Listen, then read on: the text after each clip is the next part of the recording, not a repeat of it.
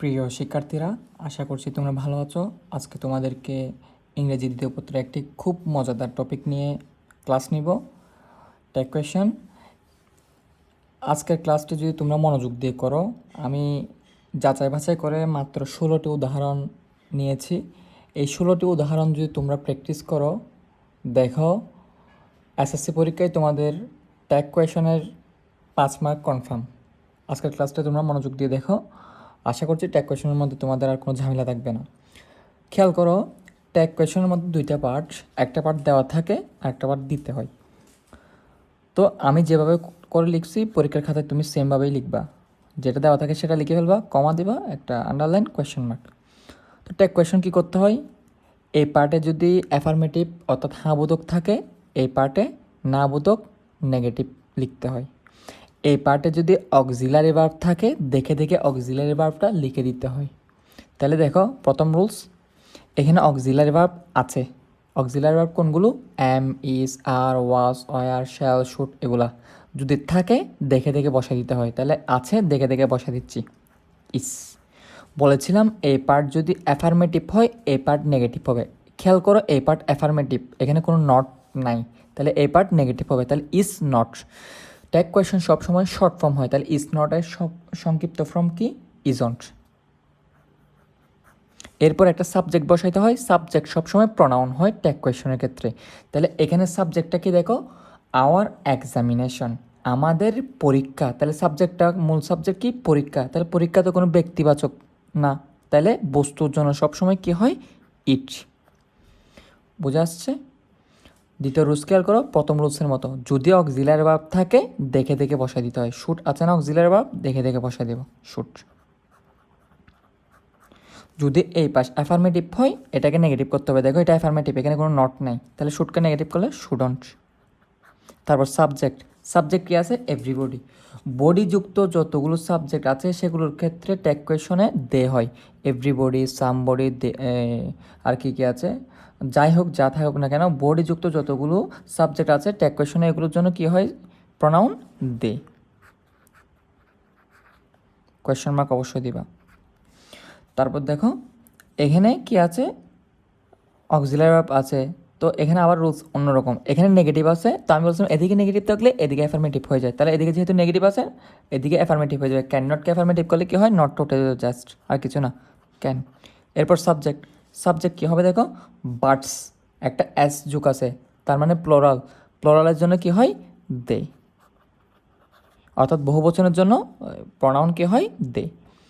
এরপরটা দেখো, তাও কি অক্সিলারি ভার্ব আছে, তাহলে অক্সিলারি ভার্বটা কীরকম? নেগেটিভ, তাহলে আমাদেরকে বসাতে হবে অ্যাফার্মেটিভ। তাহলে কুড নটের অ্যাফার্মেটিভ কি?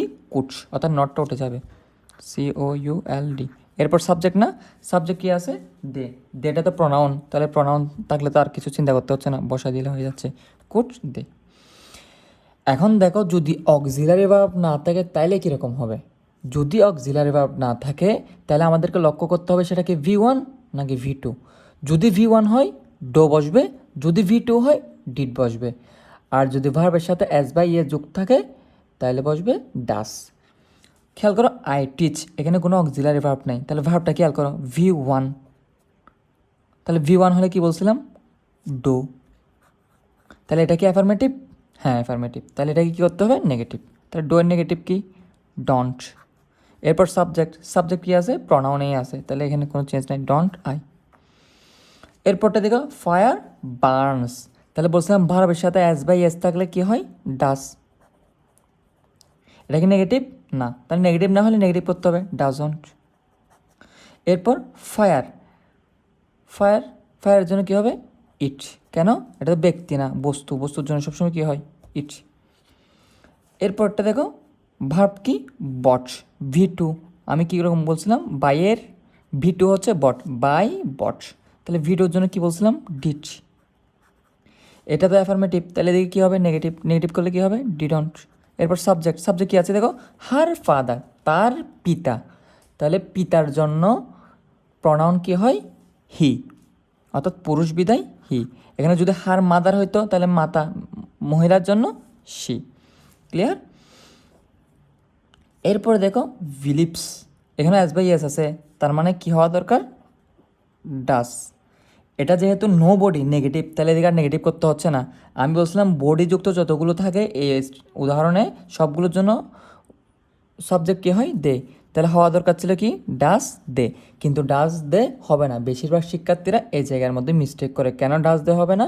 আমরা জানি দের জন্য কখনো কি হয় না, ডাস হয় না। তাহলে কি হবে, ডাসের পরিবর্তে ডো, ডো দে। মনে থাকবে, এটা একটু ভালো করে দেখবা। ব্লিপসের জন্য ডাস হয়েছে, বডিযুক্ত থাকলে দে, ডাস দে বসা দিবা, কিন্তু ডাস দে না হওয়ার কারণ দের জন্য কি হয় না, ডাস হয় না। দের জন্য সবসময় কি হয়, ডো। তাহলে এটা ডো দে। ক্লিয়ার? এরপরটা দেখো, এখানে অক্সিলারি ভার্ব আছে, তাহলে অক্সিলারি ভার্ব থাকলে এখানে বলছিলাম দেখে দেখে বসা দিতে হয়। ক্যান, এটাকে অ্যাফার্মেটিভ নাকি নেগেটিভ?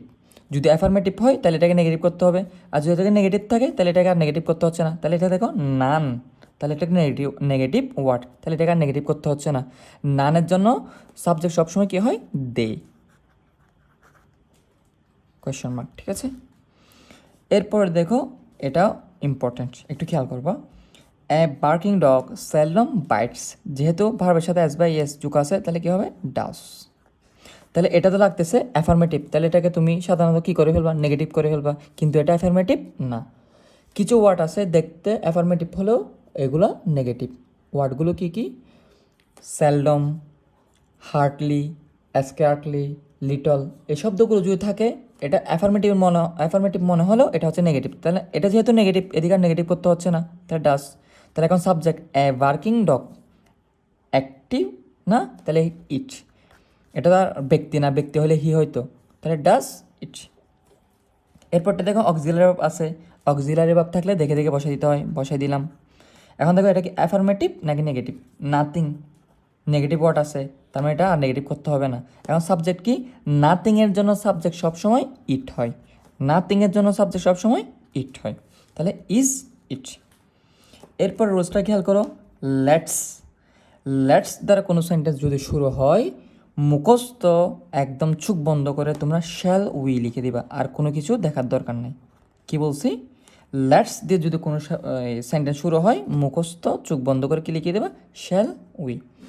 এরপর দেখো লেট হার, লেটস থাকলে মুখস্থ শ্যাল উই বসা দিবা, আর লেটস না থেকে যদি লেট হার থাকে, লেট দ্যাম থাকে, লেট মি থাকে, লেট হিম থাকে, অর্থাৎ লেটের সাথে অ্যাস না থেকে যদি অন্য কোনো কিছু থাকে, হার, হিম, মি এগুলো থাকে, তাহলে মুখস্থ উইল ইউ বসিয়ে দিবা। ঠিক আছে, এরপর wait here for a moment, wait একটা ভার্ব দিয়ে শুরু হয়েছে, তার মানে এটা ইম্পারেটিভ সেন্টেন্স।